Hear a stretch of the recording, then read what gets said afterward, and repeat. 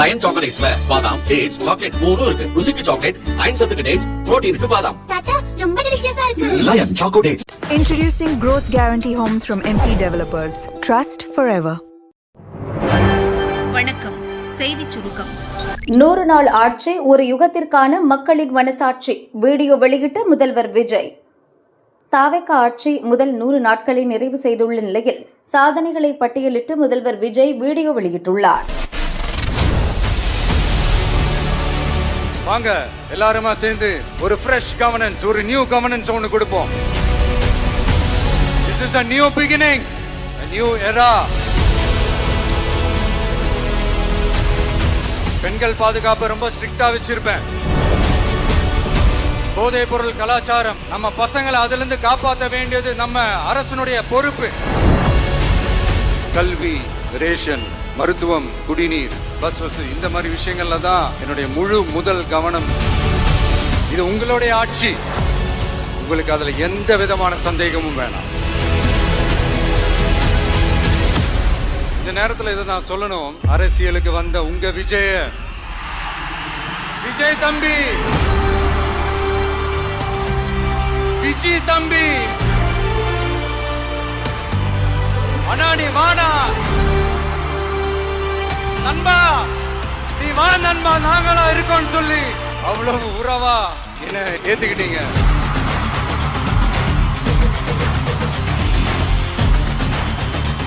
8 கோடி மக்களும் என் மக்கள் தானே. கான்பிடண்டா இருக்கு.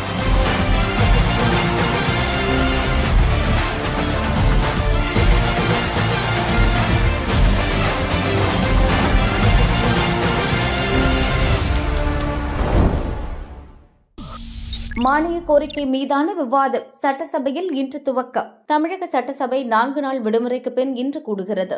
இன்று முதல் அரசு துறைகளின் மானிய கோரிக்கை மீது விவாதம் நடக்க உள்ளது. இன்று வருவாய் மற்றும் பேரிடர் மேலாண்மை துறை, மருத்துவம் மற்றும் மக்கள் நல்வாழ்வுத்துறை மானிய கோரிக்கைகள் மீது விவாதம் நடக்கிறது. ஆளும் கட்சி, எதிர்க்கட்சி எம்எல்ஏக்கள் 2 துறை மானிய கோரிக்கை மீதும் பேசுவர். அதன்பின் அமைச்சர்கள் செங்கோட்டையன், அருண்ராஜ் ஆகியோர் பதிலளித்து துறையின் முக்கிய அறிவிப்புகளை வெளியிட உள்ளனர். 3 தமிழர்கள் சுட்டுக் கொலை, முதல்வர் விஜய் கண்டனம். கர்நாடகாவில் 3 தமிழர்கள் சுட்டுக் கொல்லப்பட்டதற்கு முதல்வர் விஜய் கண்டனம் தெரிவித்துள்ளார். அவரது அறிக்கை: கர்நாடகாவின் சாம்ராஜ் நகர் மாவட்டத்தில் தமிழர்களான Anthonysamy, John Rose Peter, Kumar ஆகியோர் கர்நாடக வனத்துறையால் சுட்டுக் கொல்லப்பட்டது வேதனை அளிக்கிறது. இந்த படுகொலைகளை வன்மையாக கண்டிக்கிறேன். இது தொடர்பாக கர்நாடக வனத்துறை கொடுத்த விளக்கம் ஏற்புடையதல்ல.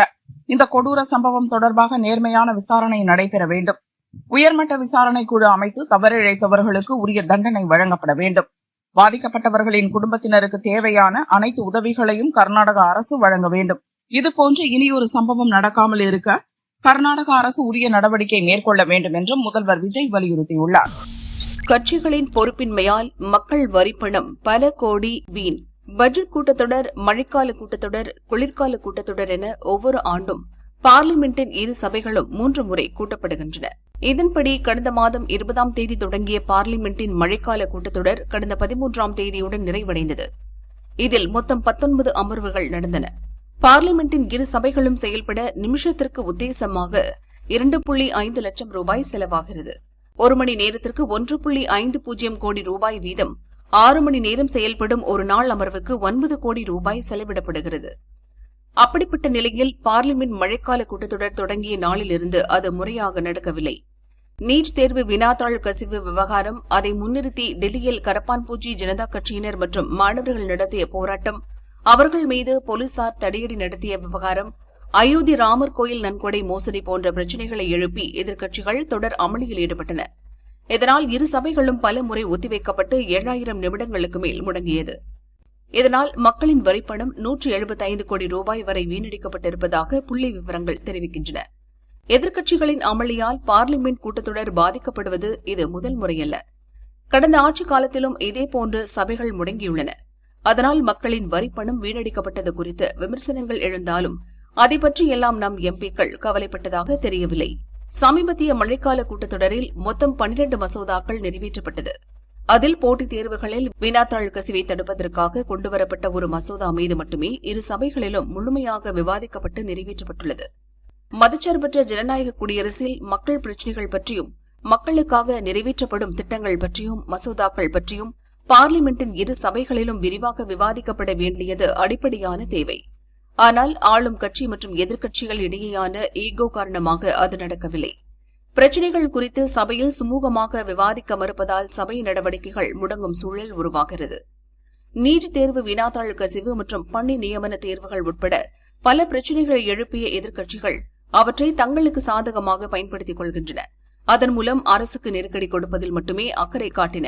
முழு அளவிலான விவாதம் நடத்தி ஆக்கப்பூர்வமான யோசனைகளை அரசுக்கு தெரிவிக்க முன்வரவில்லை. இதனால் பார்லிமெண்டின் இரு சபைகளும் முடங்கி அவற்றின் திறன் குறைந்துள்ளது. சபைகள் ஒத்திவைப்பு மற்றும் அவற்றை முடக்கியதன் மூலம் மக்கள் பிரதிநிதிகள் தங்கள் கடமையை சரிவர செய்ய முன்வரவில்லை என்றே சொல்லலாம். பார்லிமெண்ட் முடக்கத்தின் வாயிலாக நாள் ஒன்றுக்கு பல கோடி ரூபாய் வீணடிக்கப்பட்டுள்ளது. இதனால் எம்பிக்களை தேர்ந்தெடுத்த மக்கள்தான் சலிப்புக்கு ஆளாகியுள்ளனர். அரசியல் ரீதியாக கருத்து வேறுபாடுகள் இருந்தாலும் மக்கள் பிரச்சினைகள் குறித்து ஆக்கப்பூர்வமான விவாதங்கள் நடத்தவும் கலந்துரையாடல்கள் மேற்கொள்ளவும் உகந்த இடம்தான் பார்லிமெண்ட். அப்படிப்பட்ட சபையில் ஆளும் கட்சியினரும் எதிர்க்கட்சியினரும் பரஸ்பரம் குற்றச்சாட்டுகள் கூறி சபை நடவடிக்கைகளை முடக்குவதை தவிர்க்க வேண்டும். அவை முறையாக செயல்படுவதை உறுதி செய்ய வேண்டும். இதனால் மக்கள் பணம் வீணடிக்கப்படுவது தவிர்க்கப்படும். காங்கிரஸ் சோனியா மீது பாய்கிறது வழக்கு. குற்றம் உறுதியானால் 3 ஆண்டு சிறை. சுதந்திர தினத்தையொட்டி டெல்லி காங்கிரஸ் தலைமை அலுவலகத்தில் தேசிய கொடி ஏற்றுவதற்கு முன் வந்தே மாதரம் பாடல் இசைக்கப்பட்டது. அப்போது சோனியாவும் கார்கேவும் பாடல் இசைக்கப்படுவதை நிறுத்தும்படி சைகை காட்டினர். தொடர்ந்து ராகுலும் அதேபோன்று சைகை காண்பித்தார். அங்கிருந்த கேமராக்களில் மூவரும் சைகை செய்தது தெளிவாக தெரிந்தது. இந்த விவகாரத்துக்கு பாரதிய ஜனதா கடும் கண்டனம் தெரிவித்தது. வந்தே மாதரம் பாடலுக்கு சோனியா ஒருபோதும் எதிர்ப்பு தெரிவிக்கவில்லை. கார்கே நீண்ட நேரம் நின்று கொண்டிருந்ததால் அவருக்கு ஒரு நாற்காலி வழங்கும்படி சைகை செய்தார். இதுதான் நடந்தது என காங்கிரஸ் பொதுச் செயலர் ஜெய்ராம் ரமேஷ் விளக்கம் அளித்தார். வந்தே மாதரம் பாடலை அவமதித்து விட்டதாக மங்களூரு போலீசில் சோனியா மீது பாரதிய ஜனதா சார்பில் புகார் அளிக்கப்பட்டுள்ளது. வந்தே மாதரம் பாடலுக்கு தேசிய கீதத்துக்கு இணையான அந்தஸ்து வழங்கப்பட்டுள்ளது. இதற்காக தேசிய கௌரவ அவமதிப்பு தடுப்பு சட்ட திருத்த மசோதா சமீபத்தில் பார்லியில் நிறைவேற்றப்பட்டது. ஜனாதிபதியும் ஒப்புதல் அளித்து இச்சட்டம் உடனடியாக அமலுக்கு வந்தது. அந்த வகையில் 3 ஆண்டுகள் வரை சிறை தண்டனை, அபராதம் அல்லது இரண்டும் விதிக்கலாம். மதுரை எய்ம்ஸ் குழுவில் அதிமுக எம்பிக்கு பொறுப்பு. நாடு முழுவதும் உள்ள பல்வேறு எய்ம்ஸ் மருத்துவமனைகள் மற்றும் அரசின் சட்டப்பூர்வமான அமைப்பு குழுக்களுக்கு ராஜ்யசபா எம்பிக்கள் நியமிக்கப்பட்டுள்ளனர். அந்த வகையில் மதுரை எய்ம்ஸ் மருத்துவமனையின் நிர்வாக உறுப்பினராக அதிமுக ராஜ்யசபா எம்பி இன்பதுரை நியமிக்கப்பட்டுள்ளார். பார்லிமெண்டின் பொதுக்கணக்கு குழு உறுப்பினர்களாக திமுக எம்பி சிவா, பாரதிய ஜனதா எம்பி சுகேந்து சேகர் ராய் ஆகியோர் நியமிக்கப்பட்டுள்ளனர். இந்த அறிவிப்புகளை ராஜ்யசபா செயலகம் வெளியிட்டுள்ளது. ககன் யாத்ரி நிவாஸ் அமைக்கிறது இஸ்ரோ. விண்வெளி வீரர்கள் இனி ரஷ்யா, யுஎஸ்க்கு செல்ல தேவையில்லை. விண்வெளிக்கு செல்லும் வீரர்களுக்கான பயிற்சி கூடம் மற்றும் தனிமைப்படுத்தும் மையம் ஆகியவை இதுவரை இந்தியாவில் இல்லை. இதனால் ககன்யான் திட்டத்தின் முதல் கட்ட விண்வெளி வீரர்களான பிரசாந்த் நாயர், சுபான்ஷு சுக்லா, அங்கத் பிரதாப் மற்றும் அஜித் கிருஷ்ணன் ஆகியோர் ரஷ்யா மற்றும் அமெரிக்காவில் உள்ள மையங்களில் பயிற்சி பெற வேண்டிய நிலை ஏற்பட்டது.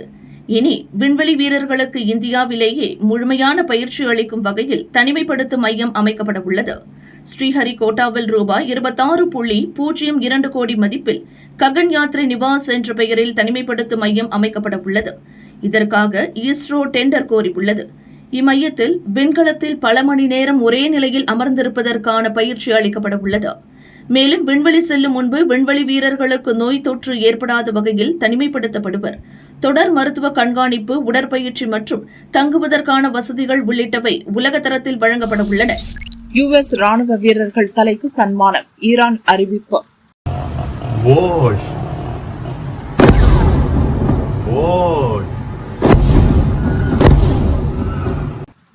அமெரிக்கா ஈரான் இடையேயான போர் தொடர்வதால் மேற்காசியாவில் பதட்டம் குறையவில்லை.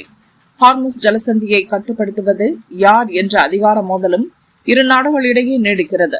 இச்சூழலில் ஈரானுக்குள் நுழையும் அமெரிக்க ராணுவ வீரரை கொன்றாலோ அல்லது உயிருடன் பிடித்துக் கொடுத்தாலோ 28 லட்சம் ரூபாய் சன்மானம் வழங்கப்படும் என்று ஈரான் ராணுவ தளபதி அமீர் ஹைதாமி அறிவித்துள்ளார். அமெரிக்க ராணுவ வீரர்களை பெண் பிடித்துக் கொடுத்தால் சன்மானம் இரட்டிப்பாக வழங்கப்படும் என்றும் அறிவித்துள்ளார்.